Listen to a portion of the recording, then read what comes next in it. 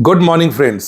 आज हम एक ऐसे विचार पर चर्चा करेंगे जो आपकी जिंदगी का नजरिया बदल सकता है।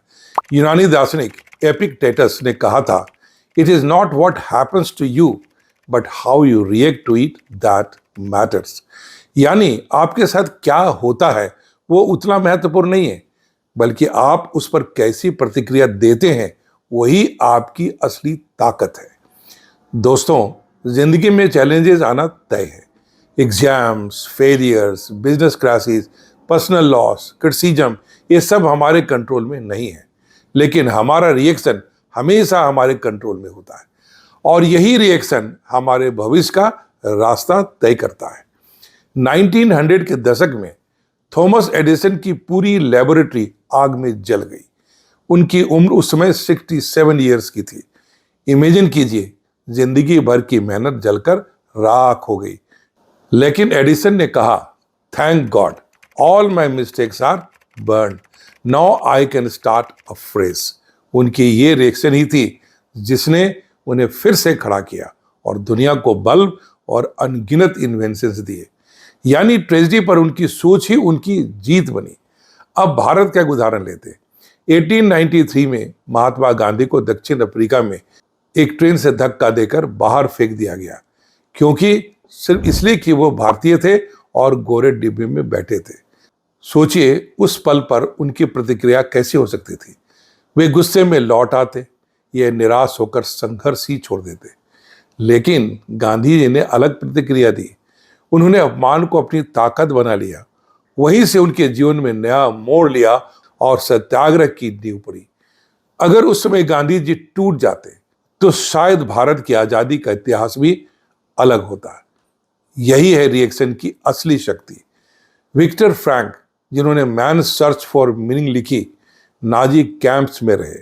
उन्होंने कहा, everything can be taken from a man but one thing, the last of the human freedoms, to choose one's attitude in every given set of circumstances. यानी सब कुछ छीन लिया जा सकता है, वेल्थ, फ्रीडम, कंफर्ट, लेकिन आपकी प्रतिक्रिया, आपका दृष्टिकोण कोई नहीं छीन सकता। वही तय करता है आप विक्टिम बनेंगे या विक्टर। 1999 में रतन टाटा अपनी कार कंपनी बेचने अमेरिका गए। फोर्ड ने उनका मजाक उड़ाया और कहा, you don't know anything about cars, why did you even start this business. सोचिए उस वक्त उनका रिएक्शन क्या होता। अगर वे अपमान से टूट जाते या गुस्से में तुरंत बेच देते तो शायद टाटा मोटर्स की कहानी यही खत्म हो जाती। लेकिन उन्होंने अलग प्रतिक्रिया दी।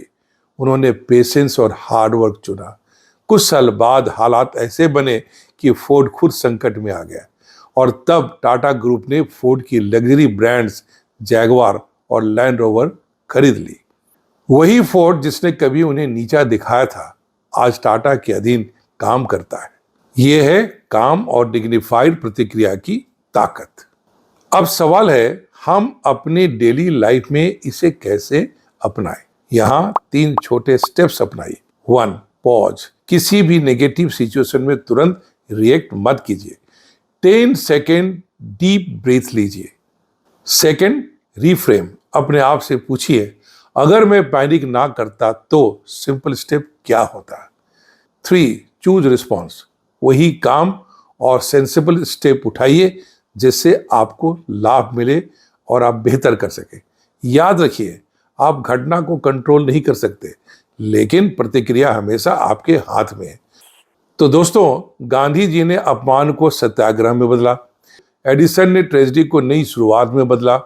रतन टाटा ने इंसल्ट को हिस्टोरिक विक्ट्री में बदल दिया। याद रखिए, it is not what happens to you but how you react to it that matters. Life बदलने का राज यही है। घटनाएं आपको डिफाइन नहीं करते, बल्कि आपकी प्रतिक्रिया आपको लेजेंड बनाती है। Have a very very joyful day. Stay motivated और अपनी रिएक्शंस को अपनी ताकत बनाइए। Thank you.